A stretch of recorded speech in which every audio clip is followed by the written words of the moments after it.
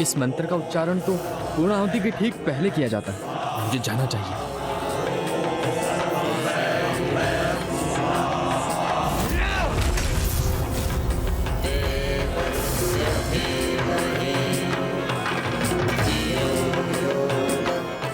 मणिकंठा, अब तुम्हारी वास्तविक परीक्षा होगी, क्योंकि हम तुम्हें इतनी सरलता से नहीं जाने देंगे।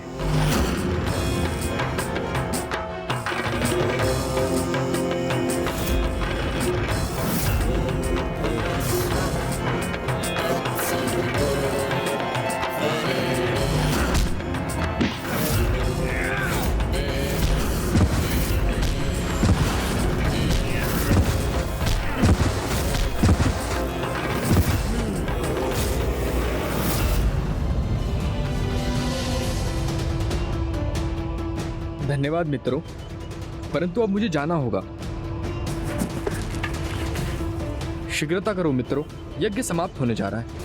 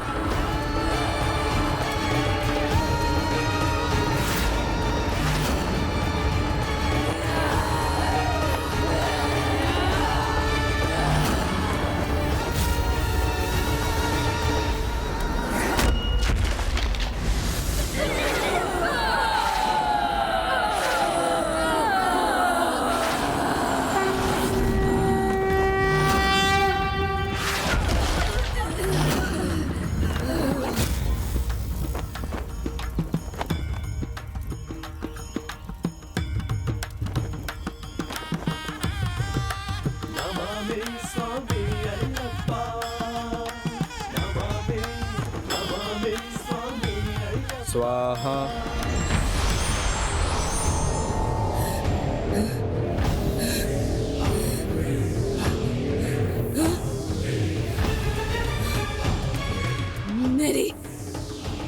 मेरी शक्ति, मेरी ऊर्जा कम क्यों हो रही है?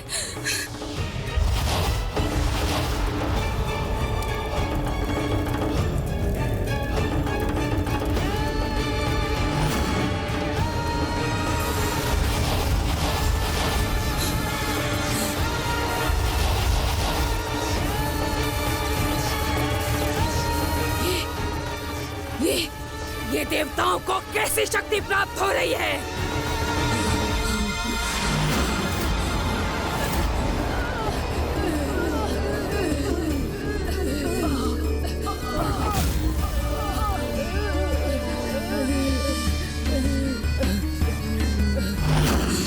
मैं ऋषि सैनिक होकर भयभीत हो गई। आतंकित तो उन सभी को होना चाहिए था तुमसे, किंतु हम करते भी तो क्या महारानी? अदृश्य दिव्य शक्ति का उत्तर हम कैसे देते? क्या करना चाहिए था मैं दिखाऊंगी तुम्हें। मुझे ले चलो वहाँ। जी। ये अदृश्य शक्ति जो भी है उसे उचित उत्तर तो देना ही होगा मुझे।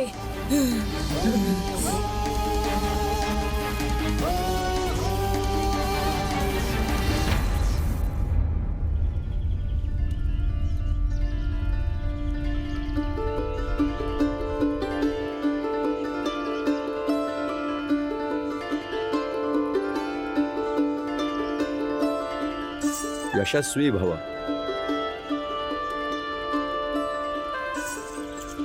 अद्भुत मणिकंठा, तुम्हारी शिक्षा पूर्ण ही नहीं, अपितु तुम तो आज तक के मेरे सभी शिष्यों में सर्वश्रेष्ठ हो। इतना तेजस्वी और मेधावी शिष्य मुझे प्रथम बार मिला। अब तुम मार्ग में आने वाली प्रत्येक चुनौती के लिए तैयार हो। और राजकुमार मणिकंठा, अब आपके माता पिता के निकट जाने का भी समय आ गया है। आप कल भोर में ही प्रस्थान कर सकते हैं।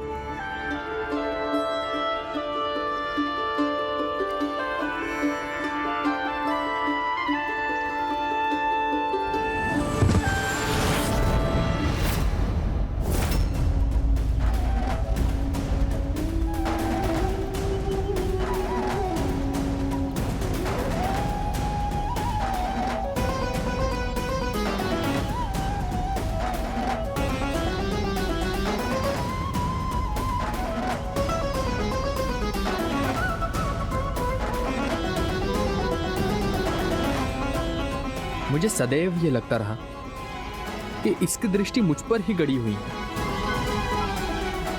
मुझे अभी भी विश्वास नहीं कि ये बालक देख पाने में असमर्थ है।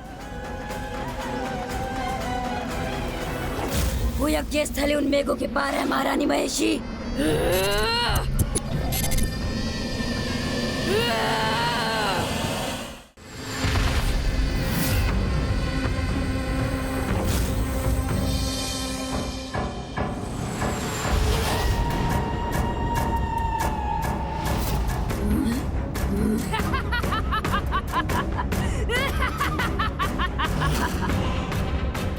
बल का आतंक ऐसा होना चाहिए कि मेरे आगमन का समाचार सुनते ही यज्ञ अधूरा छोड़कर चले गए सब।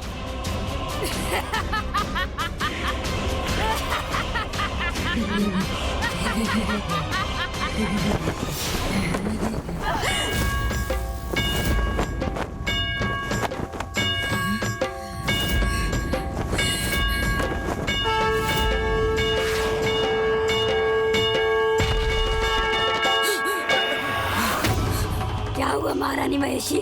आप स्वस्थ तो हैं? चलो चलो।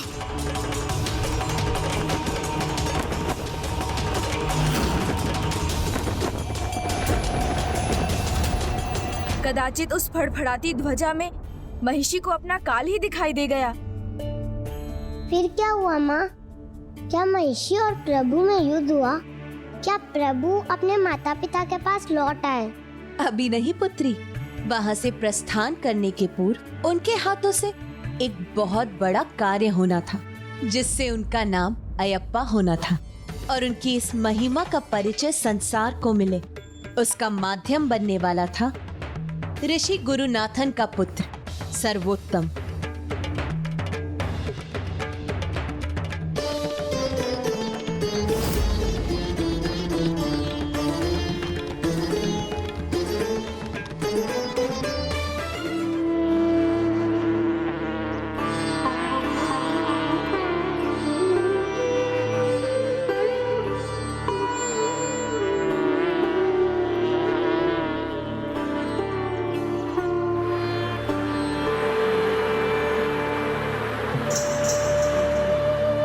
हे पुष्पों के रस से सभी को आनंदित कर मधु का निर्माण करने वाली मधुमक्षिकाओं, आज गुरुकुल में मेरा अंतिम दिन है और मैं अपने गुरुदेव को उनका प्रिय मधु देने का इच्छुक हूँ।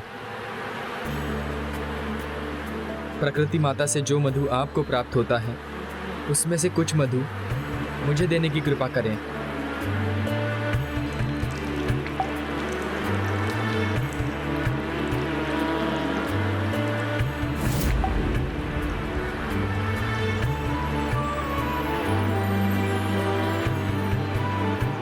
आपका बहुत बहुत धन्यवाद।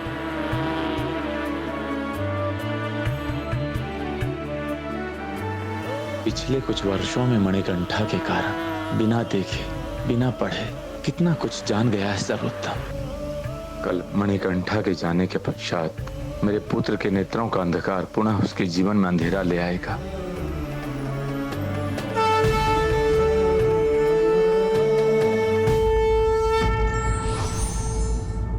सच्चा ज्ञान व्यक्ति को विनम्र और विनीत बनाता है और ऐसा व्यक्ति सबको प्रिय होता है।